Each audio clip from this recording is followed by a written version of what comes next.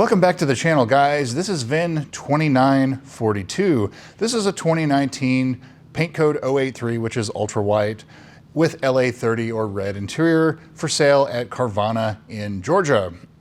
$55,000 for 60,000 miles. And it looks like it's been a Georgia car its an entire life. However, currently registered in Montana. Looks like it's probably a Montana LLC, something like that, but basically a Georgia car its whole life. Within 4 hours of listing, it's marked purchase in progress. So I think it's probably sold unless there's something that we're all missing, but I'll still go over the details. If maybe it'll further help you out in your search for the right GSF. Production statistics: 648 out of the 2,348 cars were ultra white. Of those, 360 had LA30 red interior. The most common color combination that exists on these cars: white with red interior. This is another white with red interior. Now, specific for 2019 though, there's 233 cars for US 49, so everywhere except Hawaii. Only 48 were ultra white, paint code 083. Of those 48, there's only 27 that had LA30 interior. So this car is at its rarest one of 27, mainly because it's a 2019, but it's still a pretty common color combination for these cars. Carfax, Epic VIN, and Auto Check. So Carfax shows this as a 3-owner, no accident car. Epic VIN shows this as a 5-owner, no accident car, and I think it's counting when it's moved to a Montana LLC and maybe something else. I don't really put a lot of faith into the Epic VIN number of owners. Auto Check shows this as a 3-owner, no accident car. So I think it's pretty safe to assume this is a 3-owner, no accident car. Previous sales. So I don't actually have the first sale unless this was a dealer demo or dealer driven, because it was first shown for sale September of 2019, certified pre-owned, still for $86,000, but it has 5,100 miles at a Lexus dealer. Next sale was June of 2022, $70,000 in Georgia with 33,000 miles at Auto Nation. August of 2025, so just a couple months ago, no price listed at a Chevy dealer in Georgia with 54,000 miles. So whoever's the current owner who traded it in at Carvana, they didn't put a lot of miles on it, or I guess if you, in hindsight, they put a lot of miles on it in the last couple months, because now it has almost 60,000 miles. But now, being at Carvana, $55,000 with 60,000 miles, which is a smoking deal. And even compared to where the KBB is, even on Carvana's own website, it even shows the KBB on this car is like $64,000, which is even higher than where I would put it. I would probably put this car in like the low 60s. And so this car, smoking deal as long as everything checks out. So we'll go ahead and dive into it and see. So looking at the pictures, this car, it's one of the ones that has more or less, for lack of a better term, the base model wheels. They're just gray. They're not split polished, anything like that. The split hand polished wheels, they're the same wheel design. It's like a $600 or $800 option to have them hand polished and then cleared. This just has gray wheels. The 2016s had the heads-up display standard in the United States and North American market. The 2017 through 2020s, it was an option. So not all the cars had it. A lot of them did. And so this car also has the color heads-up display that was checked. It has the comfort and convenient package. So it has the cargo net, it has the trunk tray, has all of the things like that. It has orange calipers, it has Mark Levinson stereo, which like 98% of these cars have that. But I would call it fairly well optioned car. It has the common things that you get optioned on these cars: orange calipers, Mark Levinson stereo, comfort and convenience, heads-up display, etc. But looking specifically at the pictures, I don't see any carbon fiber delamination going on at all as far as the front 5 pieces are concerned, which is what you usually see. I don't see any excessive wear to the seat bottom or the seat bolster on the back. It has a few minor scratches around it, which is disclosed at Carvana there and pictures, and it looks minor. It's probably something that can be polished out.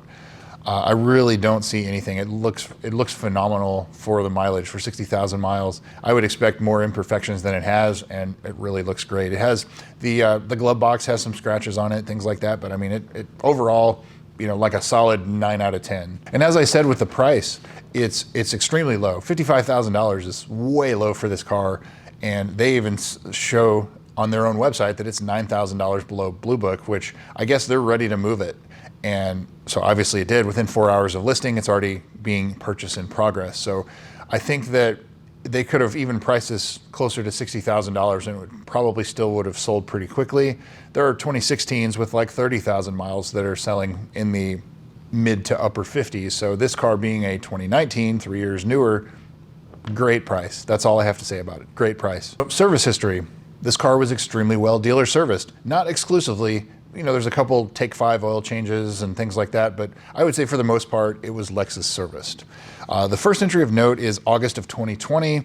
The left front area had a piece hanging is all it says, and it doesn't say what it was, doesn't say what they fixed. I don't know if that means that it's the fender liner, if it's the lower vent, who knows, but there was just, you know, something of note there. A year later, August of 2021, the navigation screen was going black, and so there was an update for that. That's pretty common to see on these cars, and if it continues, it can be the entire unit needs to be replaced, which can be very expensive. The head units on these cars are like $13,000, which is ridiculous.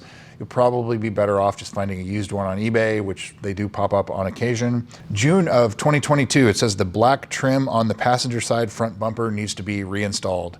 And I know exactly what that is because I talk about this in other videos too. That is the lower front bumper grille to the transmission cooler. They fit terribly. You can push on them and they will fall in. Lexus has never updated that part, and unfortunately on such a low production vehicle, they're probably not going to. It's a common issue that affects these cars. There's 4 or 5 tabs on the backside of them that hold them in, and they just fit so poorly. And so that is something that you just kind of have to watch out for. And it seems like the passenger side is more affected than the driver's side, and as is the case on mine as well. It's the passenger side, you can just kind of push it and it will fall in, and then of course you have to remove a bunch of stuff in order to push it back in. In extreme cases, you have to take the front bumper off to push it back in. The next entry of note, October of 2022, so just 3 years ago, 39,000 miles, the driver's seat cushion bottom has collapsed. So it had no support, and they ordered the part. A month later, November of 2022, they replaced it and installed it. So you have a new seat cushion bottom, which is the whole piece, it's the cover and the cushion, that's installed in this car 3 years ago. February of 2023, the navigation screen went black yet again.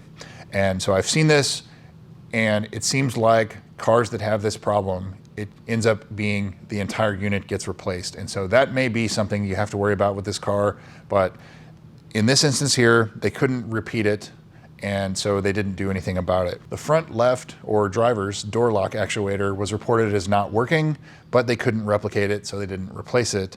And also the auto high beams were noted as not working, and they couldn't replicate that either. Sounds like, you know, they didn't either, the car wouldn't do it for them that time, or they just didn't really want to do it. I don't know. A month later, it's back for the left front door lock actuator getting replaced. And common issue, and it seems to almost always be on the driver's front door lock actuator. About a $400 piece of plastic with a tiny little motor in it, and it's expensive for what it is, and they do fail on these cars. Not specific to the GSF, they fail on the GS and other models as well. It's the same part. But they Goodwill replaced it, so Lexus covered that, so good on them. And the last service was about 10,000 miles ago or a year and a half ago, and it was just basically an oil change. So what has not been done? 60,000 mile service, that's the big one. You're right at 60,000 miles, spark plugs, transmission service, differential service, belts, brake fluid, all of that. At the dealer, that could be $2,000 plus, and so this car is due for that. It needs to be done. There's no evidence of it being done unless it's been done at a third-party mechanic, but being Carvana, they're gonna take all of the service history and everything that was sitting in the glove box, if any, and throw it away because it protects the previous owner's privacy. So you basically have to assume that the 60,000 mile service has not been done. I don't see anything about any of the carbon fiber being replaced. This car, everything looks good right now, but that doesn't mean in the future it will not delaminate. So you definitely have a little money set aside for that. This car being a 2019, it's still a little too new for a valley plate issue, but expect that in the coming years, not immediately. Lower control arm bushings as always.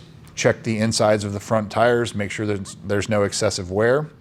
This being a 2017 through 2020, 2019, check the shocks. There's no evidence of any of the shocks being replaced. It was very common that the internal oil seal on these adaptive damping shocks failed. So this car being at 60,000 miles, I would not be surprised to see any of the shocks leaking or all of the shocks leaking. That is something to look at on this car. The HVAC servo sweep, more affected the 16s and 17s, but you still do see it on the later years. Check this car out, put the one side on max hot, one side on max cold, cycle through the defrost, the head, the feet, the rear, and switch, and make sure everything responds like it should. If it doesn't, some of those require dash removal to replace some of the servos that malfunction, common issue on these cars. So the brakes and the tires. Inspect the tires. I'm sure Carvana would do that. Carvana will not sell a car with less than 4/30 seconds tread, 2/30 seconds is bald. So being that these cars are hard on tires, put some money aside for that if it does need tires pretty soon. And of course the brakes. These cars always need brakes. 20 to 25, maybe 30,000 miles you're gonna get out of the front brakes before you have to replace them. The pictures that they provided, I don't see like any lips on the edge of the rotors or anything like that. In the service history, it looks like the front brakes were done around 30,000 miles. So that would tell me that it's probably due for brakes if they haven't been replaced. That's just something to keep an eye on. So $55,000 buy-in, put money aside for brakes, tires, maybe lower control arm bushings, some of the other common things, carbon fiber, but for now, it looks like you can just buy it, jump in and go drive it, maybe brakes. But I definitely think this looks like a great one. And the price is perfect, and it doesn't really appear that it needs much. So would I buy this? Absolutely. At this price, yeah. And if you can get it cheaper, great, but Carvana, you can't really haggle or negotiate. So $55,000 is the price. Again, I see no issues. I see no red flags with this car other than just do an obvious mechanical inspection, check out the lower control arms, brakes, tires, the usual things like that. But 60,000 mile service, you're due for that on this car. But that's about all I got. So thanks again for watching, guys. This is Vin 2942. We'll see you soon.